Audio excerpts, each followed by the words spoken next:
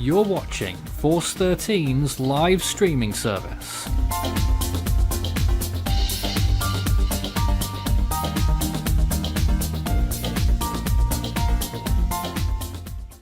Melissa making good on those forecasts. It's now rapidly intensifying on tonight's live tropical weather bulletin.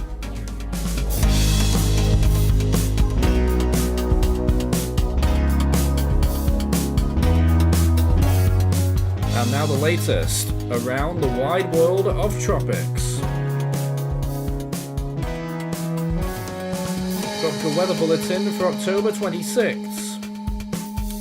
So the main story right now is Hurricane Melissa, which has already shot up to Category 2 intensity with winds of at least 100 miles per hour. Recon are investigating the storm right now and will be covering their latest observations live. But as of the top of the hour, currently winds estimates supporting 100 miles per hour sustained with higher gusts and a pressure estimate near 971 millibars. Hurricane warning in Jamaica, which is expected to be slammed with extremely powerful winds. National Hurricane Center are projecting a Category 4 landfall and now a Category 5 peak in the next couple of days. In the Eastern Pacific, Tropical Storm Sonia has been named on day 165 of hurricane season, the 20th storm to occur in the Eastern and Central Pacific this year.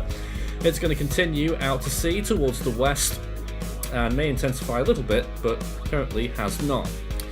In the Western Pacific, we're now watching two areas of interest, both at low chances right now. The one on the left there, westwards, is the higher chance, 30% in the next 7 days. To the east, though, there could be another system forming later on near Guam.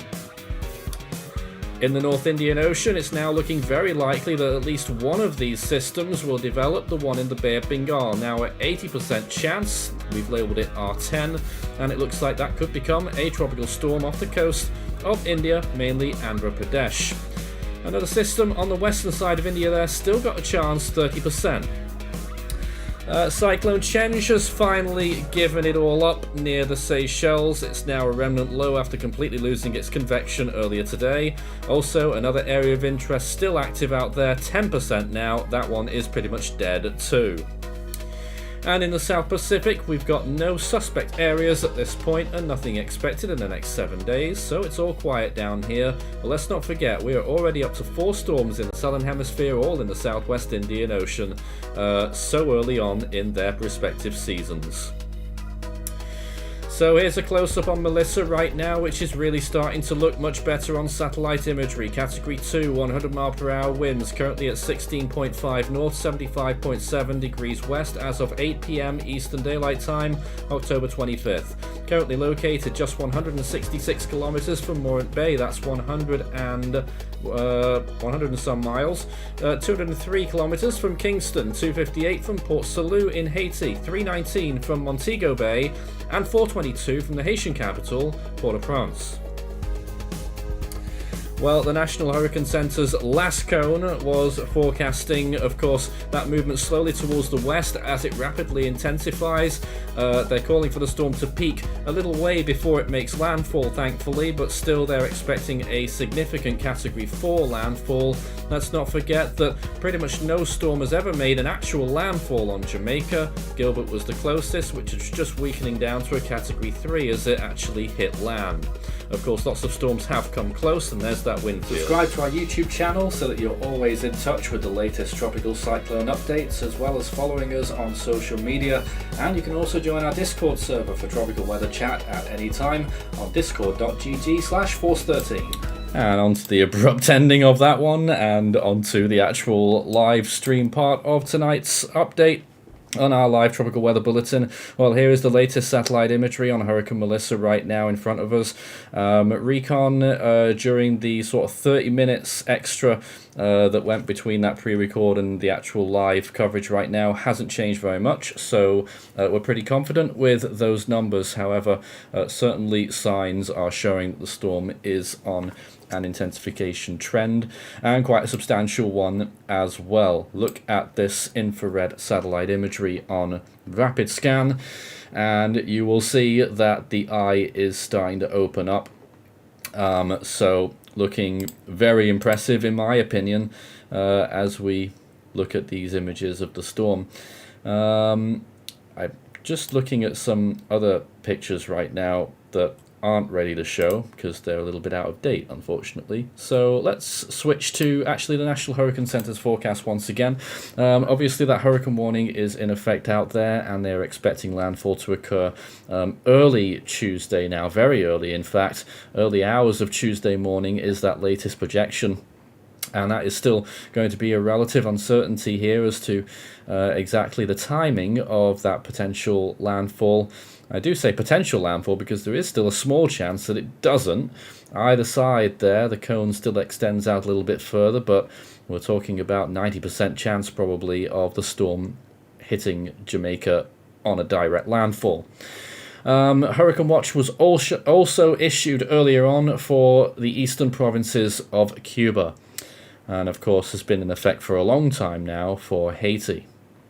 It will continue as a hurricane beyond the 3-day period, beyond Cuba, through the southeastern Bahamas and the Turks and Caicos Islands, and eventually squirm off towards the northeast by the end of the week, maybe heading towards Bermuda, but probably turning further eastwards. My name's Nathan Foy here in the studio, of course, as always, and we can take your questions throughout the course of this update if we get chance, but it's going to be a busy bulletin tonight, I'm pretty sure, because we've got a lineup of team members with us as well. We've got a lot of people on board tonight. But first of all, I would like to welcome back one of our old hand regulars, Timothy. Welcome aboard, Tim. How you doing? You're muted right now, Tim. That's a great start. Well, good to be back in the studio, Nathan. Forgot I just got a new studio microphone, so still working some of the bugs out of it. But yeah, it's been 8 months since I've been in this studio. Last time everybody saw me was during Cyclone Alfred during the Southern Hemisphere season. Gosh. Obviously, it's been a while since I've been in this studio. But yeah, you are right, Nathan. Melissa looking very dangerous. I know our team behind the scenes had been discussing if and when we were going to see this intensification phase going on. It started sometime yesterday where the last recon of the night started seeing a deepening phase of about 3.5 millibars an hour right around the 2 to 3Z time frame. Obviously, we have NOAA 2 in there right now and AF 301, both of them finding on their first pass-through pressures down in the low 970s, which is very indicative of what we ran with at the top of the hour. Wind shear, though, has lessened to about 10 knots. That's also been helping this system.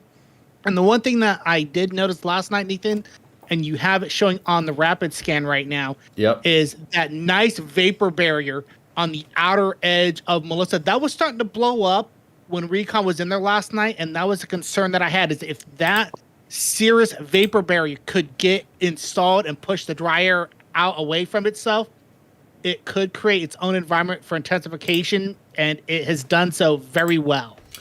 So NOAA 2 earlier getting the highest wind speed so far in the storm, flight level winds of 97 knots. And that is what substantiates the current Category 2 estimate from the National Hurricane Center. They then went in on the eastern side, and AF 301, I think it is, also in the storm. That's one of the other plane identifying codes. And both of them got in there. Both of them did drop sons and got similar numbers, around 972 millibars with roughly a 10-knot wind. So we're talking about 970 millibars here as we look at Melissa right now. Quite a few other people with us right now. Ethan, you ready for us here? Sure. Go ahead. Anytime. Yeah, well, what are your thoughts on Melissa right now? I know you're looking at your own viewing areas as well. Yeah, you can see Melissa looking a lot healthier than what we were looking at 24 hours ago. Oh, yeah. What a change. You can very clearly see here that we've got this big convective burst that has wrapped around the center, and potentially even now, you can also see here, I'll pause it on the latest frame here. We've got a convective burst here, and maybe one down here. So we've got dual rotating convective bursts, that's what we call it. And basically this is going to help help the storm get a lot of its airflow cleared down into its eye, and eventually that eye will clear. It's just a question of how tight will that core be? That question remains to be answered. But if it is a Yeah. pinhole one, remains to be seen at how strong it'll get. I have two hunches, has to be said, regarding Melissa. And it could Okay. go either way, to be honest. First things first, I do think that a peak of 175 to 180 miles per hour cannot be ruled out Oh my god. if all goes well for the storm. Of course, that's a worst case scenario, but that's option A. Or option B is the storm completely flops due to an idle replacement cycle. Really? So I'm not entirely sure. Well, I'm thinking option C, that the storm is going to be in the middle of those two and gets to probably a high in Category 4. It could be very close. Looking at this right now, sorry, Christian, we'll introduce you in a second. I'm not sure it's going to do pinhole straight away looking at this. No. We'll see. Christian, welcome aboard. How you doing? What are your thoughts on Melissa? Well, I mean, obviously this storm is gearing up to be quite something. What was it like this time? Like this time, on the last bulletin we did, it was still the tropical storm. Like, Yeah. Was it mid or high end at that? Well, we weren't really sure because it was 65 miles per hour officially, but the recon planes were struggling to get any strong winds and probably didn't support 65 for a time. But obviously, well, but last night we also thought, or I thought at least, that earlier in the day that it had started, and then it hadn't. Wind shear took another bite out of it, and then today, well, it really has got going now. And of course, Yeah. you also have to remember, Nathan, 24 hours ago, the NHC were forecasting it to be at the intensity that it is now, I think 24 hours in advance of now. So it is ahead of schedule as far as things go in the short term. Is it? And then what's the current NHC peak for this thing? Well, they're going for a Category 5 peak here. Which point is that, Heath? It's the 2 48 p.m. hours. Monday point, right? Yes. 48 hours from now. Yeah. To be fair, Nathan, with as slow as Melissa is moving and with what it has available, that is entirely possible. Yeah, it would appear so. Certainly a possibility. Although I'm not sure the models have been going as crazy for that as they were previously. Certainly the usual ones. But we'll take a look at all the models later on in tonight's stream. Maury, welcome aboard. You're also showing us this graphic right now, which is Recon overlaid on the satellite and track of the storm and everything that we can see there. That is... which flight is that one, actually? That's the AF301, I'm pretty sure, that we're looking at there. Yeah, that's 301. NOAA 2 should be coming around for a northeast pass probably here in the next 20, 30 minutes. Yeah, so it's quite busy in the storm right now with two planes. Oh yeah, there's AF301 making a run right now for the Northeast Quad, which hasn't actually been sampled yet during these two plane flights. So we may be about to witness some stronger winds if we go by the usual tale of the northeastern quadrant being the strongest. Whether it actually is right now, I'm not sure looking at satellite, but it was going to be very interesting to see what happens here. Just look at the convection there, the tops, the convective tops, those darkest colors near the center of the storm, just how quickly they're racing around the center of the storm, and that is one of the real sure signs of a rapidly intensifying hurricane. Well, already... One of our members' internal talks saying this thing's a bit higher than what they're saying. Obviously, I don't believe that's the case. Oh, okay. Already a Category 2 right now, though, of course, if you're just joining us, 100 mile per hour wind sustained, and we may be about to see some even higher wind reports on these upcoming recon passes. Well, bearing in mind that it only got to hurricane status this afternoon, right? Yes. At least, yes. So 2 categories higher than it was 8-9 hours ago. I So think it was the 2 p.m. advisory it became a hurricane. yeah, that's only 6 hours ago. So It's only 6 hours. Yeah. it's already getting up there pretty quick. Feel free to start your what am I about to say here? Comments and questions. Start your message with Force 13 all in text. Apparently, according to one viewer, a Vortex data message said that the eye was closed and was about 25 nautical miles wide, Ethan. That doesn't surprise me at all. Doesn't surprise me any in the slightest. Well, if that's true, it certainly Is that- rules out a pinhole at the moment. Yeah, is that as big as we expected it to be? I'm a little surprised, actually. I thought it would be smaller. Hmm. Well, what not recorded sure about that? pinhole, but 25 nautical miles, if it is, then that's on the large side. I'm not sure, but it's certainly average to large. So What recorded that? a vortex data message, so recon. Oh, okay. So we'll continue. Watch what happens there. You can see a couple of cameras up there in Jamaica as well. Things looking relatively calm there still in Kingston as far as we can tell.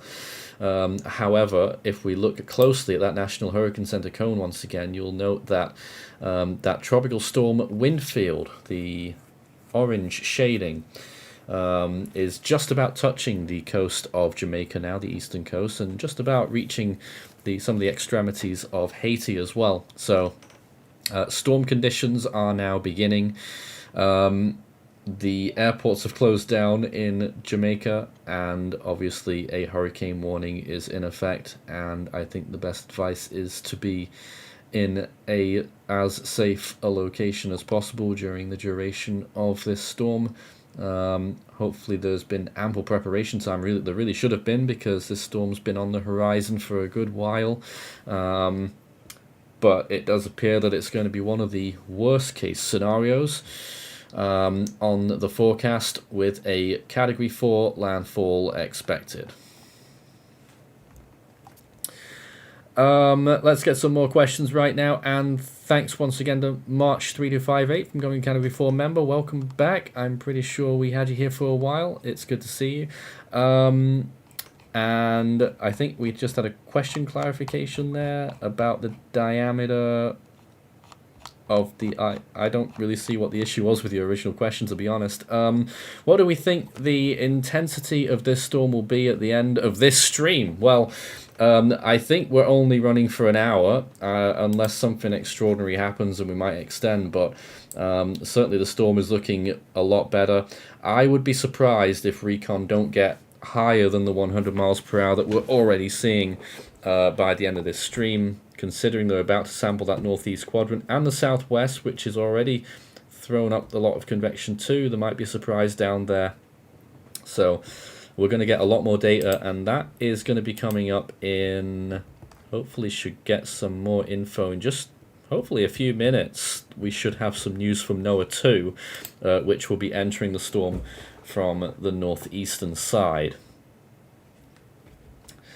Also with us over there as well, we've got Dino and Declan with us right now too. It's good to have you on board right now. I don't know if you guys have any thoughts about the storm. Everyone, I have some thoughts about tropical storm. I mean Hurricane Melissa. As I could see, according to some news sources like NBC News, it could be Jamaica's most powerful storm in history. But you can refute this as you would like. Because Well, that's I mean, somewhat ambiguous, because we've had some Category 5s that have passed very close to Jamaica but didn't make landfall. If we're talking about just landfalls, then the strongest storm to do that was Hurricane Gilbert, which was 125 miles per hour. Of course, we thought Beryl would beat that last year at various points, and instead that storm just did its very best to not make landfall and succeeded in that, skirting right along the south coast of Jamaica. I'm sure everyone will remember that storm from early in the season last year. certainly this storm does have the potential to live up to that headline, which is certainly a concerning thought. Gilbert was one of the worst storms in Jamaica's modern history. I'm trying to think of other storms that have really impacted the island, apart from those two, but that's probably what a lot of people talk about. Maybe Ivan as well. I also just let want me pull up the. Christian, go ahead. Yes, sorry. I just want to say I might need someone to help me verify this. I think Noah 2 is gearing up for a northeast, excuse me, to southwest pass. That's what I've just been saying, Christian. They're going in there right now. We should have some data on that in a few minutes. In a couple of minutes, yes. Ethan, you wanted to bring up... Nathan, I got the historic hurricane track thing up. Actually, so I already have that up on my screen too, but you've got it as well, so let's have a look. So what nautical miles shall we say in Jamaica? 100 nautical miles? Well, are we talking just landfalls or just let's say within 100 nautical miles of Jamaica for Category 5, 4, or 3? Just 5 and 4. I would. Well, yeah, all right. Those majors. Here. Category 5. So here's what we have. We have Hurricane Allen. 1980 passed by as a Category 4 to the north of the island, but of course it was a 5 south of Hispaniola. An extremely impressive storm peaked as a Category 5 3 times. You've got Ivan.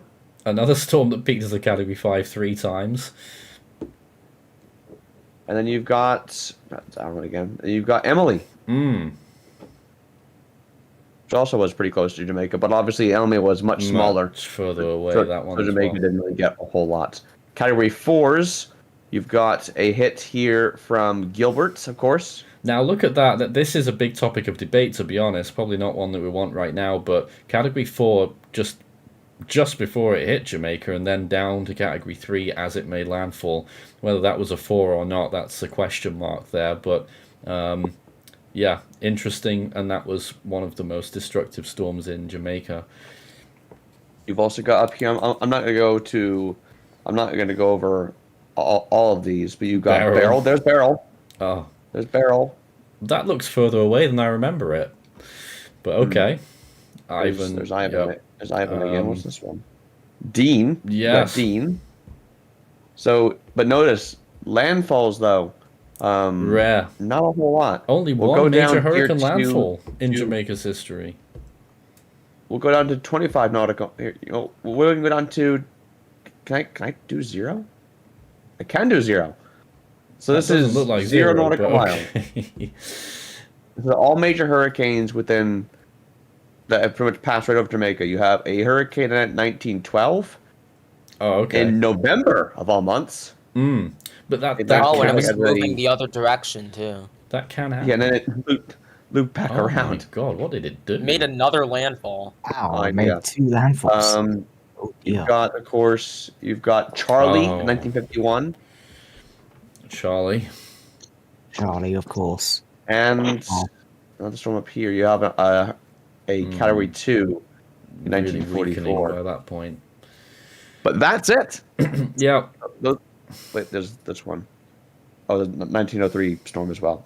That's it for major hurricane landfalls in Jamaica. That's it. That is it. Rarer than we might think. Not a lot. Looking very impressive on this satellite imagery, I've got to tell you. Let's see if we can take a look at some other variations of this imagery. Well, that's interesting.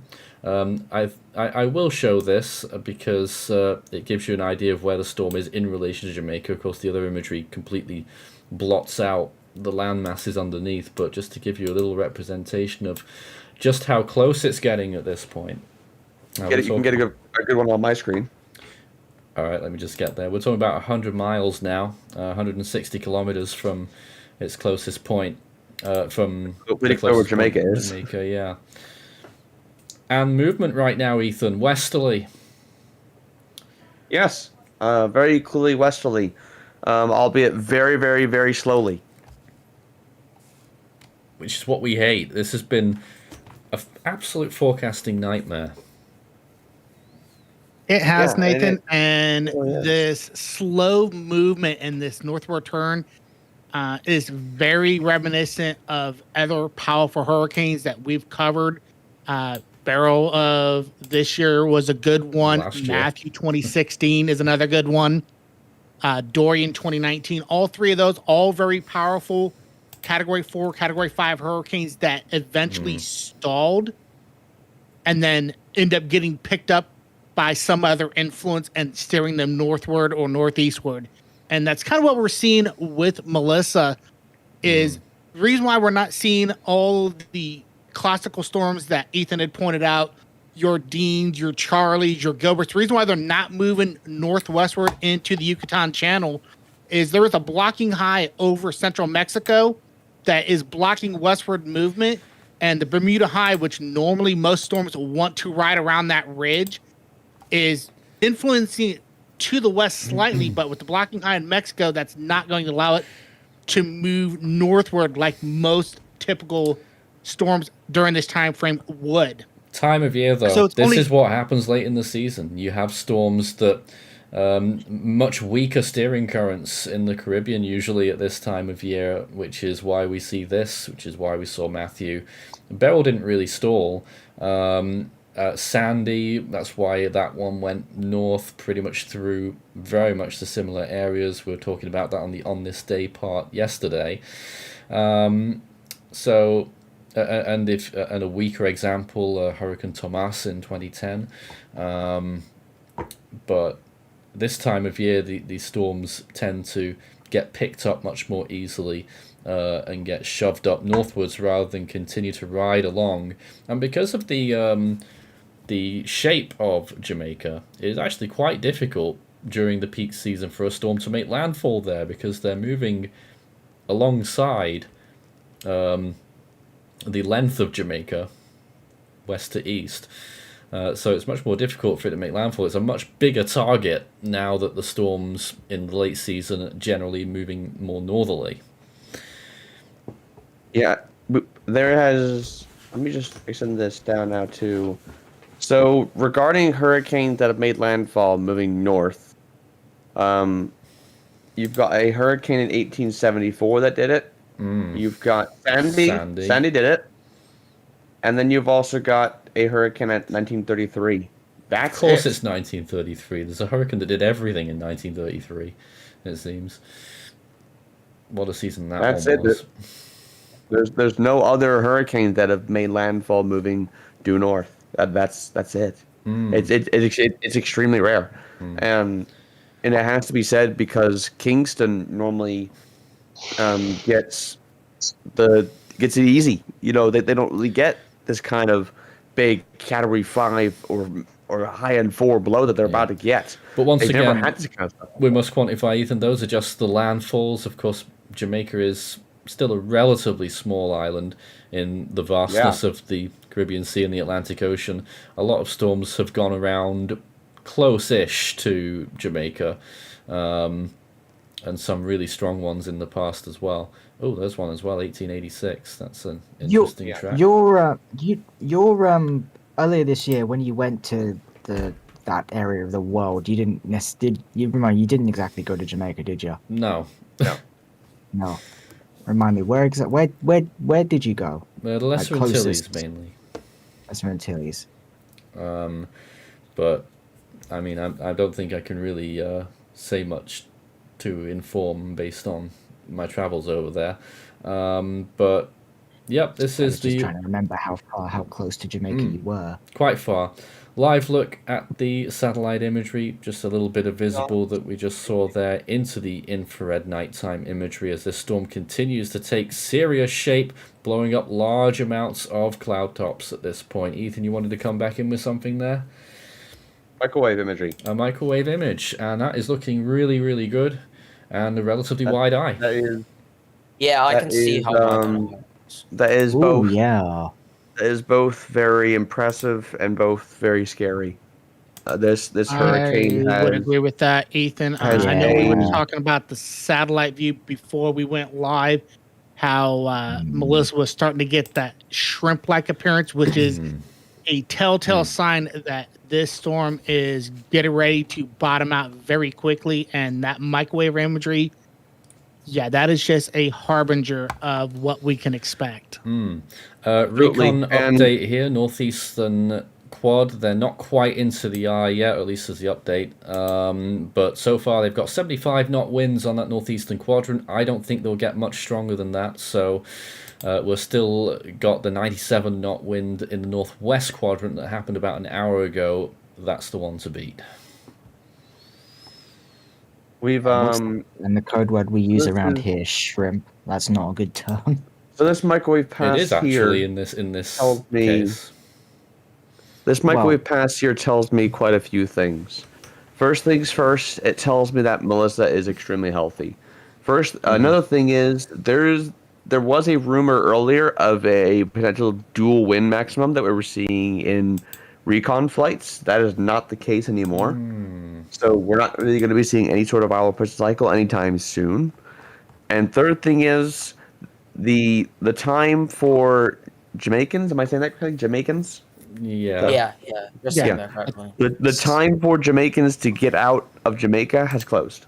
There's not really any efficient way. It's at this point, if you are listening to us and you are in Jamaica, you need to be in shelter now for the next few days. You've got time is running out to prepare. This storm is extremely dangerous. This is a once in a generational type event. You're not going to see this at all probably for Jamaica for the next 100, maybe 200 plus years. Oh, be careful how you say that, Ethan, but I get the initial point that this is certainly an upper echelon impact that we're looking at here. Yeah, saying that, I believe both Kingston and Montego Bay airports have closed. Montego, sorry. Yes, they closed. You get the what second, I mean. Both airports are closed. Yeah. Yes, they closed the second that the hurricane warning was upgraded for Jamaica. They made that pretty clear. A few days ago that they were going to do that. Yeah. And then I'm pretty sure yesterday Nelson mentioned about some kind of, I forget. It's like I forget the exact term as well. I clearly am not with it today, but just have a think about that whilst I've got a recon update here from AF301 moving in the southwestern quadrant right now. So far they have got 85, slightly above 85 knot winds, still not yet in the center. So both planes are right near the center at this point. And we're going to see very shortly what kind of data we get from more drops on center fixes. But quite important moment here that both planes are in hurricane force winds at this point, right near the center of the storm. And we will be watching out just in case we do see more signs of that potential double wind maximum that Ethan is disputing there. I can see what they're talking about, but whether it actually means much looks doubtful when you look at satellite. Yeah, it was like a very like the first time that we were getting these recon passes that are in the storm now. The very first passes, there was like a very slight indication of it, but that has since gone away, of course. Also, I'm looking at your... Sorry, I'm just looking at your screen, Ethan. South of the forecast. Go on. Yeah, but you can see the this line isn't really indicative of where the storm is. You could very clearly see that the cone here kind of dips to the south. Sure, that the business right about here, slightly so south of the line, which might mean a lot down the line. It doesn't usually, but we'll see. But this satellite appearance to me, after tracking many hurricanes and many typhoons and whatnot in the past, I don't know, 6, 7+ years, this storm is about to undergo or is in the midst of a very explosive deepening phase. This storm is probably in about 6 hours from now, if I had a very strong guess, will probably be Category 4, if I had a very strong guess, in 6 hours. Did you want to come in on that, Maury? Yeah, so what I was just going to say, the other recon has made a pass through. They got 100 knots in the Oh. northeastern side. They got 100 knots. Oh, wow. Oh. Oh So, dear. Wow. That is Hold on, are flight you able level. to show us that? Yeah, I'll show you now. Was that surface or flight level? No, that'll be flight level. Yeah, flight level. So it's right here. Okay. Yep, 100 that knots. is a 100 knot peak wind speed there. So that is a At new... A20 At what? At A22. So That's a just the new time. maximum wind speed there, beating the 97 knots from earlier in the same flight. So that certainly supports 100 miles per hour, maybe a nudge to 105 based on that data. And looking at that center fix that they've just got compared to their old pass, that is slightly southwest of earlier. Yes, and it doesn't seem like the lowest pressure either, because they got like 971.3. So I'm unsure if that is the lowest pressure going on in the storm. I mean, it could be. The NHC went with 971. Just got the data at my end now as well. Interesting wind profile, definitely. Extrapolated minimum there was 971.3. Looks like they were quite close to the center though. So I struggle to see the pressure being much lower than that. It's like what, 970, 969 at minimum. Yeah, it might be a bit generous. Just looking at a drop zone, they went into the maximum wind band. They actually didn't get that strong wind, that very strong winds in that particular area, which is interesting. So I guess we'll make of that what we will. Just waiting to see if they did a drop zone in the eye yet, Tim. Oh, sorry. They Yes, they didn't. have. Yep. 971 3-knot wind inside, which would confirm that 971 reading we got earlier. Yep, so that's a pretty good pass then. 971 millibars probably is still the number for the pressure. So interesting how that has stalled, because I'm a bit surprised by that. I thought we'd be seeing it get lower, but I guess it's as with what happens a lot in strengthening hurricanes, a stair-stepping process where maybe it's just stalled for a little bit and it might go on to the next big ramp up in a couple of hours.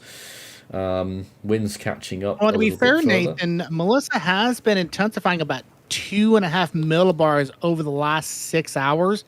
So I do agree with your notion that maybe we're seeing a little bit of a plateau effect, because we went 986 down to 971 from the 2 to 8 o'clock advisory. Yeah. So we may be seeing a little bit of plateauing effect, and then it may intensify more.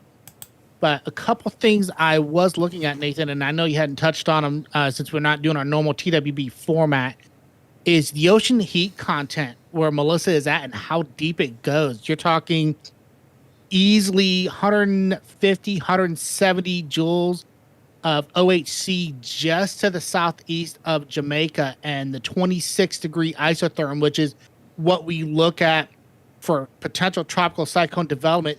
Those 26-degree waters are going easily 300 to 400 feet, about 100, 150 meters underneath the surface of the water. So there is plenty of fuel for Melissa to tap into.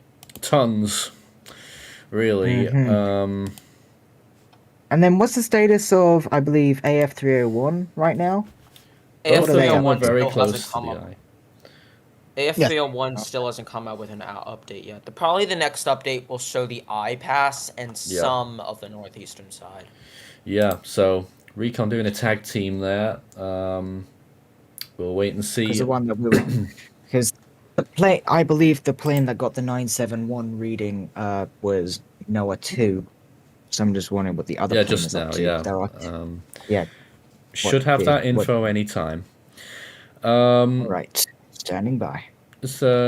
Oh, that comment just went away. YouTube just reloaded the comments, so I've just lost a comment that I was about to read.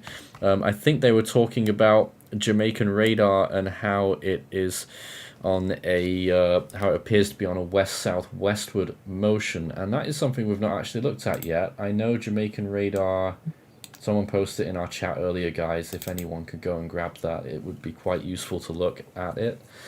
But certainly for the time being, while someone goes and gets that, let's go through the latest National Hurricane Center key messages, because that is also pretty important right now. So for Jamaica, a multi-day period of damaging winds and heavy rainfall expected to begin tonight, causing catastrophic and life-threatening flash flooding and numerous landslides. That seems to be one of the biggest concerns. Extensive infrastructural damage, long-duration power and communication outages, and potentially prolonged isolation of communities is likely. Pretty strong language there. A life-threatening storm surge is also likely along portions of the southern coast early next week. All preparations should be completed today. Haiti, catastrophic and life-threatening flash flooding and landslides expected across southwestern Haiti into early next week, likely causing extensive infrastructural damage and potentially prolonged isolation of communities there as well. Strong winds could also potentially last for a day or more over the Tiburon Peninsula. Heavy rainfall for the Dominican Republic could produce catastrophic flash flooding and numerous landslides in southern portions of the country. And then looking at eastern Cuba, southeast Bahamas, and the Turks and Caicos, monitor Melissa closely. There is an increasing risk of a significant storm surge, damaging winds and heavy rainfall by the middle of next week in eastern Cuba. The risk of life-threatening flash flooding and landslides, I assume the rest of that says, is high. So that is the roundup there of the National Hurricane Center key messages. We're expecting very high amounts of rainfall as well. If it does make landfall over Jamaica, I would expect to see 1,000 millimeters of rainfall or higher, and I'll be able to quantify that by showing you the models in just a few moments, which we haven't really touched on at all tonight because we've really been looking at the recon. We usually run for an hour. I imagine we're going to be running over already, but that's fine. The AF301 pass just got 972.8 extrapolated, and winds on the northeastern side only 90 knots, which is quite close to where the 100 knots were from the other plane, which is interesting. Don't know if they're a different altitude. No, it's just because it's still in like that little eye feature. Oh, they're still not fully in it. Yeah, they're still not fully in the deepest clouds, I would say. Interesting, but I'm not sure that's true because it already went back down to 75 knots. Interesting how the plane. Yeah, they're coming out on the northeast side there, Nathan. Yeah, the other one didn't it? Yeah. Well, they've gone a little northeast, southwest. Right, they've gone a little bit southwest, northeast. They've gone a little bit further north than that 100 knot reading, which is just slightly further south. So that is true. And I noticed that there's slightly less like high clouds in that area. So I don't know if that's the reason or not. Of course, we've got our automated stream running as well, which is also on our YouTube channel. When we finish up our stream here tonight, we'll be redirecting you over there, and you can keep track of Melissa 24/7, watching live satellite imagery, and a lot more besides. But right now, this storm appears to be certainly on that intensification trend, already up to Category 2 status after it was still only a tropical storm early today. Certainly becoming an impressive looking hurricane on satellite imagery. The more that I look at this infrared in particular, the more impressive it's starting to look, Ethan. Yes, it is very, very impressive. It's got that core going. Remains to be seen exactly how strong it'll get in the short term, though, but all bets are off at this point, it has to be said. Speaking of that core, Nathan, I do have a 4 to 6 hour loop of Jamaica radar. It looks like the last image was as of the top of the hour. Yes, please. And I've not got a new one since. Yes. So it's a little outdated, but this is how it was at 17Z. Obviously, the eye a little bit ragged, the stronger winds being on that northwestern side. So that was about 1 p.m. local time. Mm-hmm. And okay, it's back. This is like the last 6 hours loop, yeah. Okay. And those darker reds being where the stronger winds have been, you can see that eye really starting to consolidate itself in the last couple hours. And the last image stops right at 23:59. That's a southwestward jog, definitely. Not only is that a southwestern jog, Nathan, but what's surprising is this little feature here, which I think is that one convective burst that Ethan has been pointing out on satellite, would lead me to believe that possibly the strongest winds are on the northwestern side. Ooh. But that's not necessarily the case. Obviously, the classic mantra we've had with these tropical cyclones is at least northern hemisphere, northeast being the strongest. But we have seen instances where the strongest winds can be on the northwestern side, and that small red band leads me to think if the strongest winds are not on the northwest, we may start seeing them wrap into the core. Yeah, I think I agree looking at that. And just its general structure. All right, well, let's take a moment now to take a look at some of the models that are geared for hurricanes. And that would be things like the good old trusty HWRF, which is still running these days. I thought they'd retired that thing, but there it is. They're initializing it at 970 millibars, and off it goes into the 940s there off the coast of Jamaica. Peak intensity 140 miles per hour. It actually, ooh, that is as close to a landfall as you can get, but that actually does not make landfall. Oh, it's stalling, and maybe it does make landfall right there. Tiny margins anyway. Little bit of stalling just along that western tip, and then off it goes north back to the 950s.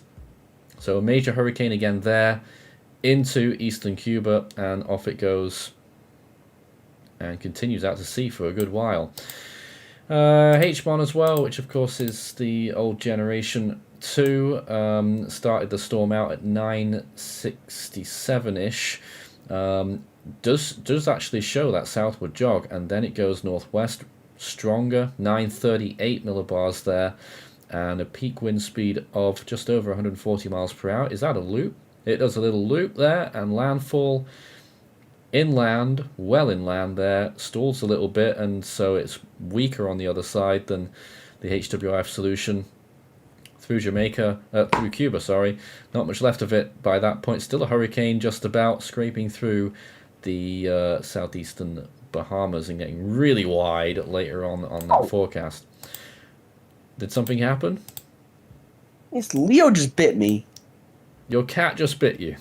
Excellent. I apologize. The HAFSA model, which of course is what everyone waxes lyrical on these days, mainly because it brings out the most outrageous solutions, but sometimes it can be right. 974 millibars is the initialization. It does show a little bit of that southerly jog, and then westwards, 939 millibars a peak there, 134 knots, so 155 miles per hour, high in category 4. Tries to get back to that level, fails. Very sharp turn, very quick turn, Tuesday morning, and then swings into Kingston there as a category 4. Very powerful. And then on through there, Cuba, still a borderline category 3 by the time it gets there, and then much larger shape and a little bit weaker, still a category 2 actually, through one of those islands of the Bahamas. I forget which one that one is called. It's either Crooked Island or Ragged Island, and off it goes northeastwards. Very large, actually looks like it's going to Bermuda there. HAFSB, this one can sometimes be really crazy. 972 millibars in initialization there, southwestwards again at first, so the models are picking up on that, and then northwesterly, pressure into the 930s there, certainly the deepest pressure wise, 930 millibars, 155 mile per hour winds, landfall near that peak intensity, and then northeastwards. It actually gets up to 146 knots, I see on that model one. Did it? Yeah, Not I see max what wind it says 146. here. On the HAFSB. Not what it says here, but either way, it's close. Borderline category 5, off towards the northeast, loses a lot of its structure there. Probably only a category 1 through Cuba, and then actually strengthens again. Okay, category 2 by that point, and then again off it goes. Again, could end up going to Bermuda. That is interesting if you're watching from Bermuda. I wasn't expecting to see that. We're looking at GFS shortly, so let's check the Euro solution. look more to the track rather than the intensity on the European model. It doesn't do the intensity that well. It's more of a track indication. And again, it also sees that slight southward jog that the storm's currently doing. Then it's very slowly westwards. Then it just hooks northwards, right angle turn really. Just west of Kingston, and stalls a little bit, and then it continues. So fairly decent agreement with the models. It's going to be, we're talking more towards hyper-local forecasts here for Jamaica as to just how strong the winds will be in one place or another. Of course, it's not a tiny island. It's fairly large when we're talking about this scale of thing, where on one end of the island you may get tropical storm force winds, and on the other end of the island you may get category 4 winds. Or in this case, it's looking increasingly like the middle of the island is going to get the strongest winds, and either side of it will probably get borderline hurricane force winds at the tips. But that is still somewhat conjecture, so the forecast cone is still a fairly wide one, certainly not as wide as it used to be. But that, again, there's the 8 p.m. intermediate advisory that we're looking at right now, showing that Jamaica is entirely within the cone. There's still a tiny bit of wriggle room for the storm to miss landfall, but it is almost a guarantee here that the storm will make landfall there, and at any rate, virtually a guarantee that it will deliver hurricane force winds. And that track, as you said, Nathan, not a lot of wiggle room, and I can actually illustrate just how much wiggle room it may have with this steering current from the GFS. This would have been the 18Z run, and I can kind of set the scenario with why we're seeing the movement that we are.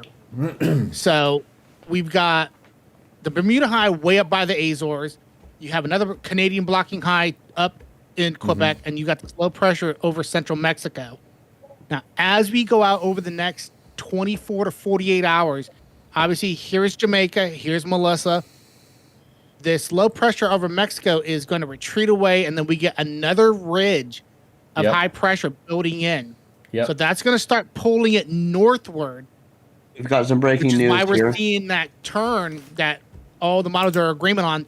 The catch is how quick is this high build in, and how much is that low pressure over Mexico going to tug it to the west? Ethan, go ahead.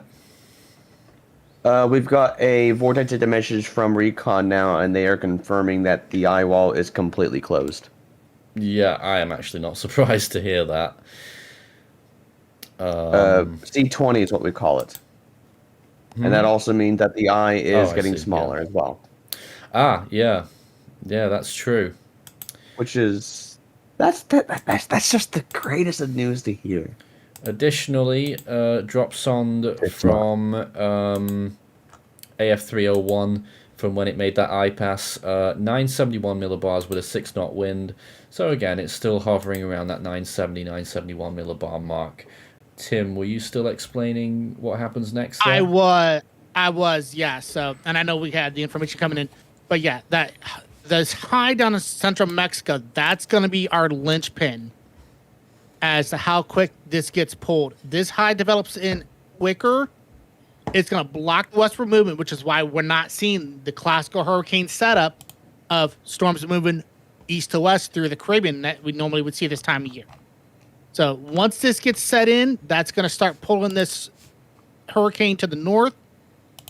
And how quick this moves is going to determine how quick this advances. We obviously have a front system that's supposed to be coming through the U.S. that may block northern movement, which is why we are seeing that movement through eastern Cuba, through the Bahamas, through the Turks and Caicos. And if everything holds together, because the Bermuda high then starts shoving southward, which will allow the influence, and we could see this pull up towards Bermuda. GFS model on this run has it south of Bermuda, but obviously, as you showed, the HAFS, the Euro, the HWF, and the HMON, you start getting 6-7 days out. Influences on Bermuda could be hit or miss. They weren't all the way to Bermuda, but they were pointing towards it. But at this time of year, they can get shoved. These storms can get shoved eastwards quite easily. So I wouldn't be too worried in Bermuda just yet. But I would just Yeah, you're talking 7-8 days down the road. But if I'm watching in Bermuda, I'm not sounding the alarm bells just yet. But I would be watching to the south just to be safe. ATCF goes with 105 miles per hour, 971 millibars just now. I think that's a good call. I think that is a good call. Starting to see a little bit more of that eye starting to appear here on unenhanced infrared. But I think the best indication there is actually on Ethan's imagery that you were just on just then. Yeah, I'm just restarting it just to see if I can get anything new, maybe. Well, just show us what you've got there, though, because that particular brand of infrared imagery is showing a fairly clear view of what that eye is going to be looking like. And it's not. This isn't a true representation of, hey, whenever the eye gets opened up, it's not going to be this big. A lot of this gap over here is just subsidence regarding the clearing of the eye. More or less, the eye is going to be more or less right about here. Right about here. All of this stuff is noise and subsidence. So really, this area is going to be what we need to watch for our eye formation at this point. And regarding the potential diameter of the eye, right about what Recon is saying, right about 20 nautical miles. We did get a vortex emission just now saying 17 nautical miles even. Ooh. So maybe contracting at a pretty decent rate. This is intensifying pretty dang fast. Damn, that is interesting. It's a shame that we're not going to get any more recon passes for a good little bit of time. Too long for us to stay around and wait for it. So that's very interesting. Oh, I think we're going to be showing the models in a second, or the GFS. Just a quick tidbit that I saw just now on social media. Any jog towards the southwest will lead to a stronger storm, by the way, because it's getting into more favorable conditions and more vertical depth areas in the mid-level and northerly flow areas. So that is going to help out the storm even more. So any track towards the southwest is going to be leading towards a stronger storm. And the storm is still tracking southwest still. Yep, it is right now. In just a second, we'll be getting the GFS model runs for the whole world, so you can take a look at the longer range on what happens to Melissa and everything else that we are currently tracking. I don't suppose anyone wants to take a look at what's happening elsewhere around the world. In fact, I can get some imagery up of those other systems from the Force 13 website. On it.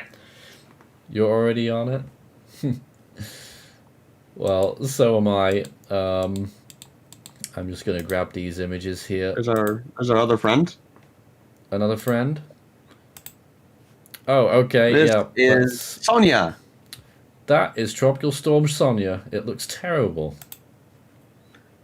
It does. Microwave You imagery agree with that? earlier did indicate that it had some chance of developing a core. And believe it or not, this absolutely could briefly become a hurricane. If you ask me, I don't see that.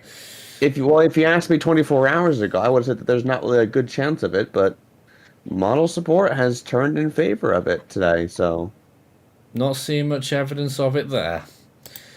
I've got the other ones to show right now as well. For those who have been tracking Cyclone Chenj in the southwest Indian Ocean, good news, it's dead. There it is. It actually has thrown up just a tiny bit more convection in those last frames, but for all intents and purposes, that storm is gone. 92A, this is the system that's going to be approaching the western coast of India in a couple of days. Still extremely broad and 30% chance of development. 94B, this may well be our next tropical cyclone around the world. Approaching India from the east in the Bay of Bengal. Again, rather broad at this point, but models are very keen on this now, becoming a tropical storm along the coast of Andhra Pradesh and possibly up to Odisha. 95S not looking very good, actually, looking very poor. It's on its last legs as an area of interest without ever becoming anything. So that is the rest of the tropics. I know we're really deep in on Melissa, and rightly so, because that really is the only big thing that is going on right now. Anything else from the team here, because we're going to shoot onto the full model view now. Just want to give you one more chance to...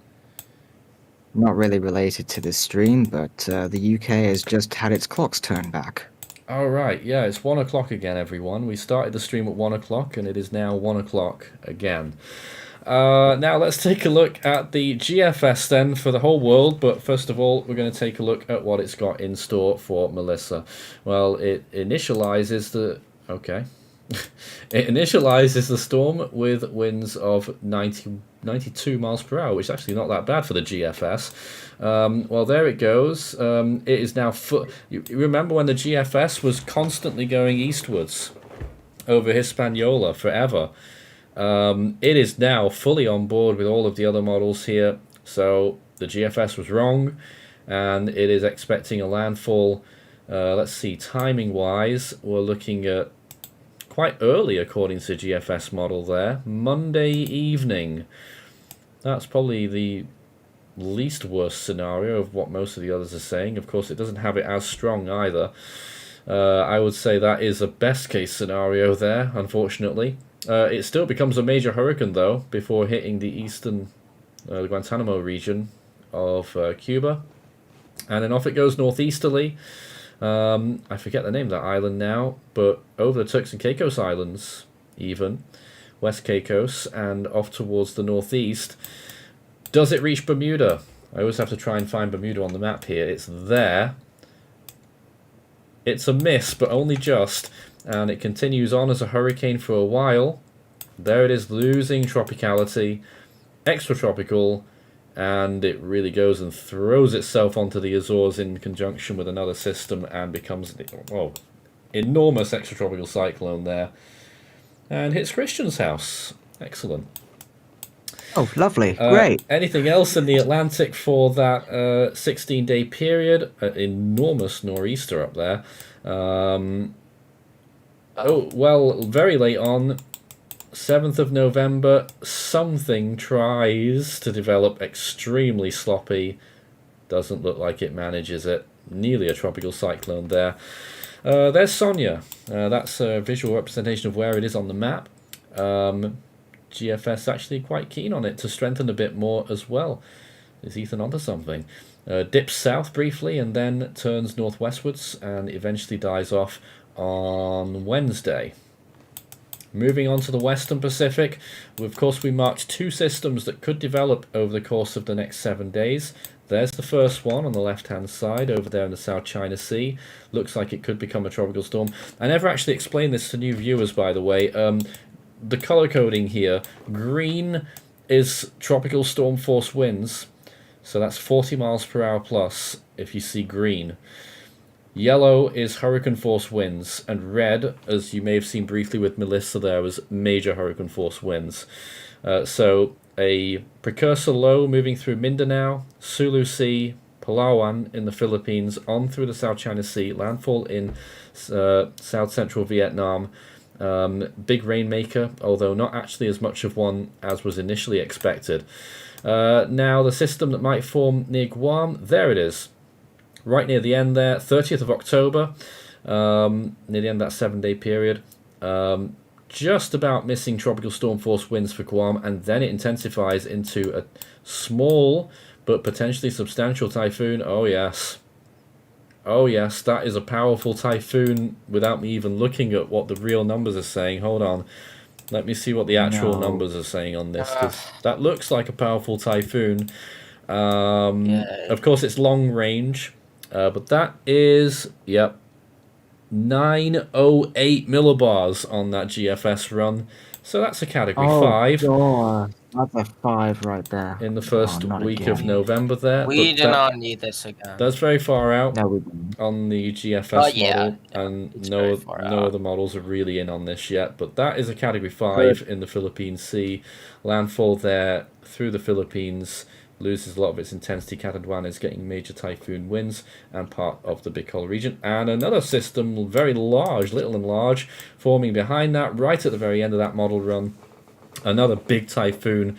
Western Pacific does have this kind of thing in its locker, so keep watching out that Western Pacific zone. Indian Ocean then, of course, this area in the Bay of Bengal, of course, 80%. Watching that one, going to be a broad tropical storm by the looks of things. It will lose a lot of its intensity as it reaches the coast of India, just to the southwest of Visakhapatnam, and then moves inland and dies off very quickly. The other system on the left-hand side, the western side of India there, going on to try and become a tropical storm. Signals aren't looking as strong as they did a couple of days ago, so it's looking less likely. What's left of Chenj still has a decent wind field on that southern side, but what's left of the centre is there, and the convection is gone, so it's no longer a tropical cyclone. But there it is. What's left of it ends up moving into Tanzania, and I don't think a lot of people appreciate how rare it is that a start to the Southwest Indian Ocean season that we've had, because we have already had 4 tropical cyclones in the Southwest Indian Ocean since July, which is very rare considering that the season only really starts now. Imagine 4 pre-season storms in the Atlantic. It just doesn't happen. It really doesn't happen. People just go nuts over it. Long range, very little going on, maybe a little system right at the end, but nothing much in this area. I didn't actually check long range for the North Indian Ocean. Ooh, maybe a little cyclone there through the Andaman Sea, but looking very, very long range. Australian region, there's nothing there for you yet. South Pacific, likewise. Looking elsewhere around the globe, very little going on here. South Atlantic, perhaps? Nope. Sometimes it can throw up a surprise, and the Mediterranean can even throw up a surprise sometimes, but I can tell you it is not anytime soon. So that concludes the GFS view. However, let's just go back to precipitation charts. This is 7-day precipitation over the regions that will be affected by Melissa, and we're taking a look at very high amounts of rainfall. Eastern tip of Jamaica there, latest modelling, 37, nearly 38 inches. So that is around 950 millimeters of rainfall. For the Kingston area, it will be around 21 inches, which is just over 500 millimeters. The mountains to the north there are slightly higher. If the GFS solution comes to fruition, though, it's going to be mainly eastern Cuba that gets the brunt of this, and western Cuba there, western tip only getting about 1 inch of rain. But the general consensus is that it will be a bit further towards the west, and it will be central Jamaica. Did I say Cuba before? I keep doing that. Central Jamaica that will get the worst conditions, and both sides, either side, will get not a great deal either. Where that's white on your screen there, is that Kingston? No, it's just to the west. Nope. But over 20 inches for Kingston in that forecast. Just barely misses Kingston. Then parts of Cuba there, 17 inches, that's over 400 millimeters, and part of Haiti as well, over 350 millimeters there. Even part of the Dominican Republic too. Tiburon Peninsula, 7 inches of rain possible in the next 7 days. So that is pretty much everything right there. Let's go back to some... well, there's this live view, but we want to see a better live view if we can. Let's go to this view. Water vapor. Also showing the initial phases of this eye starting to appear properly. You can tell what it's going to look like when it pops out. Let's just check if there's been any more recon data. We've obviously run over our time slot, but we don't really care about that. Recon planes are both around the edges of the storm right now, so we're not going to get any more data in the next few minutes. But if you missed it earlier, they got 100 knot flight level winds, which I think is going to support 105 miles per hour sustained, and a pressure estimate somewhere around the 970 mark, which hasn't changed that much in the last couple of hours, but what we're looking at on satellite imagery right now is pretty indisputable that we are looking at a rapidly intensifying hurricane. Ethan, any further comments from you over there? not really much for me that needs to be said at this point.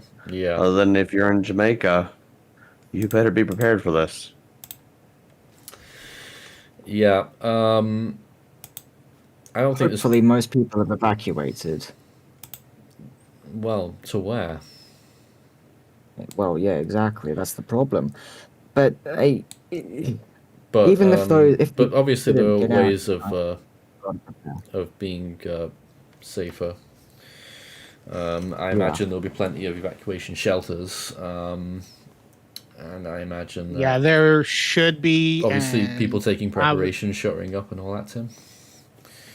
Yeah, I would think at this point, if you're in Jamaica, you probably have another 6 to 12 hours of preparation time. After that, you're running out of time. I mean, you've heard us talk about this system. This is a rare system to be hitting Jamaica at this potential intensity. I would not take any chances. Make sure your preparations are completed as soon as possible. Board up any homes or anything for windows. Protect your valuables. Doesn't matter if this goes west or east. Obviously, where Montego Bay is, Kingston, they're probably going to get the worst of this. The western side of the island could be hit or miss, but I would prepare for the absolute worst and hope for the best in this situation. Well, Montego Bay, of course, being on the western part of Jamaica, but still the storm could hit anywhere on the island as a landfall location. So everyone is really on alert for this right now. Well, I'd like to thank the team for joining us. We're going to go to the On This Day section now of our bulletin. And of course, after this, we'll be throwing you over to our automated feed, which will have all the latest pictures or imagery live throughout tonight. Thanks to the team for joining us. On this day then, it was October 26, 1978, when we had another very powerful typhoon, much like the one that's on that long-range GFS. This one was Typhoon Rita, which is one of the most, in my opinion, one of the most impressive storms in Western Pacific history, being below 900 millibars, I believe, for 3 days. Cyclone 2B was also active as a tropical storm off the coast of India. I know you want to speak, Ethan, but I've already faded you down, unfortunately. Rita, about to make landfall in the Philippines, though, was still a Category 5, just about holding on.